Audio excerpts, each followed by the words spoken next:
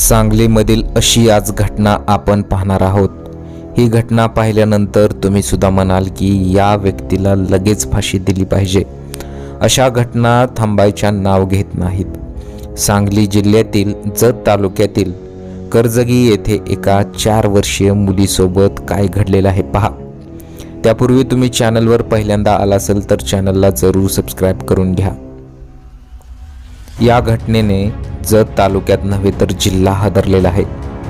संशयित आरोपी याला ओमदी पोलिसांनी ताब्यात घेतलेला आहे। फक्त ताब्यातच घेऊन चालणार नाही, याला कडक शिक्षा झालीच पाहिजे। कर्जगी गावचा बाजार असल्याने 4 वर्षाची चिमुकली तिची शाळेत जाण्याची वेळ झाल्यानंतर आजूबाजूची लोक तिचा शोध घेत होते, पण तिचा काही तपास न लागल्याने गावात दवंडी घेऊन सुद्धा त्या मुलीचा तपास न लागल्याने ही माहिती गावचे पोलीस पाटील व ग्रामस्थांनी ओमदी पोलीस स्टेशनला कळवली। या आरोपीचं नाव पांडुरंग असं आहे। आरोपी आणि ती मुलगी जी होती ती एकमेकांच्या शेजारी राहत असत। मग या नराधमानं काय केलं पहा। त्याची चौकशी केली असता त्याने मुलीला खेळण्याचं आमिष दाखवून गावानजीक असलेले आपल्या पत्र्याच्या शेडमध्ये घेऊन गेला। त्या अल्पवयीन मुलीचा खून केल्याची कबुली त्याने दिलेली आहे। खून करण्यापूर्वी त्याने अमानुषपणे तिच्यावर अत्याचार केलेला आहे।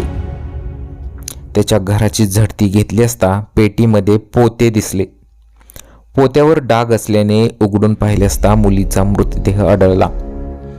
गावकऱ्यांनाही धक्का बसलेला होता। घटनास्थळी गर्दी केली होती। पोलिसांनी मृतदेह ताब्यात घेऊन शवविच्छेदनासाठी जत रुग्णालयात पाठवला। आता पोलिसांनी सांगितलेली माहिती कशी आहे पहा। संशयित आरोपी पांडुरंग कळळी पुजारी हा बालिकेच्या घराशेजारी राहण्यास आहे। संबंधित बालिका गुरुवारी सकाळीपासून बेपत्ता होती। नातेवाईकांनी शोध घेतला परंतु ती मिळून आली नाही। त्यामुळे बालिका बेपत्ता झाल्याबाबत गावात दवंडी पेटवून शोध सुरू करण्यात आला। या प्रकरणी बालिका बेपत्ता झाल्याची माहिती मिळाल्यानंतर पोलीस देखील गावात दाखल झाले। पोलिसांकडून यावेळी शोध घेतला असता पांडुरंग कळळी पुजारी हा संशयितरित्या फिरत असल्याचे दिसून आले। त्याच्यावर संशय बळकावल्याने त्याच्या घराची झडती घेतली। घरातील एका पत्र्याच्या पेटीमध्ये मृतावस्थेत संबंधित ती मुलगी मिळून आली।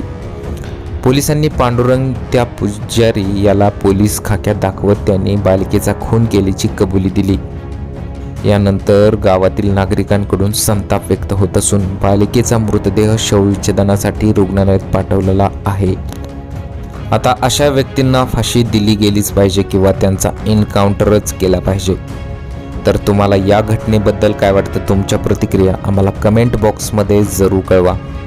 जर चॅनलवर पहिल्यांदा आला असेल तर चॅनलला जरूर सबस्क्राइब करून घ्या।